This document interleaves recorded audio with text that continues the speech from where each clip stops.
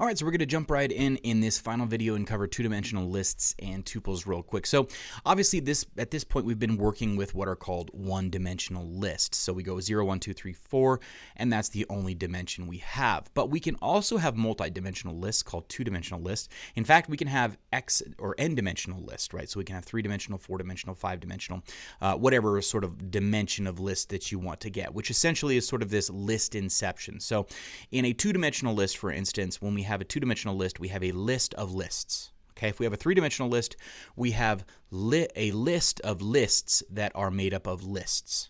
Okay, so that's three-dimensional. If we have four-dimensional, we have a list of lists that are made up of lists that are made up of lists, okay, and so on and so forth. So we just get further and further into the inception of lists. Okay, so we're just going to look at two-dimensional lists because it gets really confusing when you move into n-dimensional lists.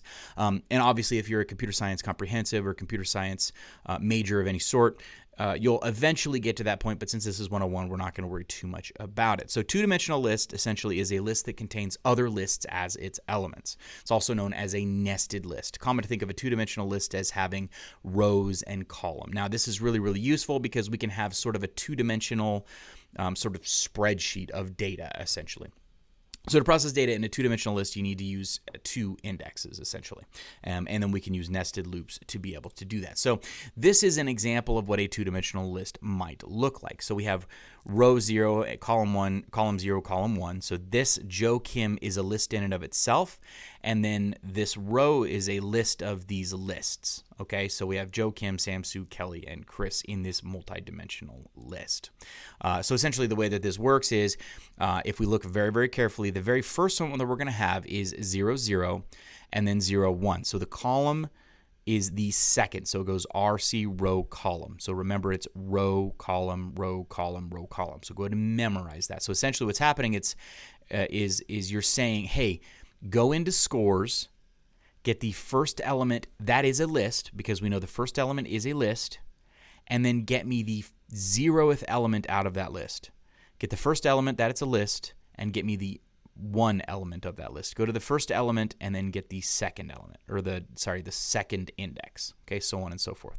That's essentially the way that these two-dimensional lists work. So I'm going to show you real quick what that sort of looks like. So if I create a list of lists, then you can see sort of what this looks like. So here, right here is a one-dimensional list. So what I'm going to do is I'm going to make this list made up of lists. Okay, so now in the 0 element, I have a list. In the 1 element, I have a list. In the 2 element, I have a list. Okay, so we're going to go 1, 2 here. We're going to go 3, 4 here. And we are going to go 5, 6 here. Okay, so this is a two-dimensional list. Now, what we're going to do as we're just sort of printing and exploring this, we're going to grab nums, which is the name of the list, if I can type. And then we're going to come in here and we're going to grab the 0th index, which is this entire list. And then we're going to grab the 0th index of that list. So 0, 0 is going to be 1. So when I go ahead and print that, we should see a 1. Okay, so if we get the 1 index, so we're going to go 0, 1. So this is the 1 index array. So we're going to go 1. And if we want the 0, 1 index, we can go 1. So that should give us a 4. Okay, so you can also think of this as sort of this right here, where you can see we have this row, this row, this row. Okay, so 0, 0, 0, 1, 1, 0, 1, 1, you know, and so on and so forth. As these count up, that's sort of what you're going to get. So and a lot of times when I make two-dimensional arrays, I will actually write them like this because it's a lot easier to see them sort of as a grid to be able to understand what's going on. Now, if we want to iterate through these, we could do a for loop very, very easily for I in nums. For I in nums, okay? Let's just go ahead and print that so you can see what that looks like. You should know what that's going to grab, right? So for I in nums, we got the entire array is what, or the entire list is what's returning it. So inside of this, then I can go for j in I, and then I can print j, and then we should see that it just prints all the numbers out.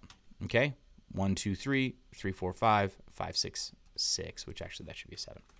Now, if we wanted to print that out in some sort of a grid fashion, we would want to make sure that we only printed a new line here. So we can just put an empty print statement here essentially. And then here we would make sure that we have an end delineator as maybe a comma and a space. We could do that. Now it'll look a little bit funny on the last one, but there we go. 1, 2, 3, 4, 5. Okay, and actually it would be better to put this after this, otherwise we have that extra space at the top. And there we go. So you could do stuff like that. And again, at the very end, you can build this into a string. You can do all kinds of stuff. But we have nested for loops to sort of explore this two-dimensional array. Okay, so in terms of two-dimensional arrays, that's all you need to know for now. Essentially, two-dimensional array is just, or a two-dimensional list is just a list of lists. Now, I'm going to often use array and list interchangeably. They're kind of the same structure, but this is a two-dimensional list, which is a list of lists, essentially. So it's going to look like that. All right, so very, very, very quickly, we're going to talk about the tuple here. Essentially, the tuple is just like a list, but it's immutable, okay? Once it's created, it cannot be changed. Essentially, the way that you create it, you have tuple name, and then you have your items. Notice the differentiation. This has parentheses. Lists have the square braces, or the square brackets, okay? Parentheses, you have the square and you have the parentheses. The square and the parentheses. Square is mutable, parentheses is not mutable, okay? Otherwise, tuples are exactly the same. You have length, min, max, you have index, you have plus, you have times, you have all kinds of different things that you can do with those tuples.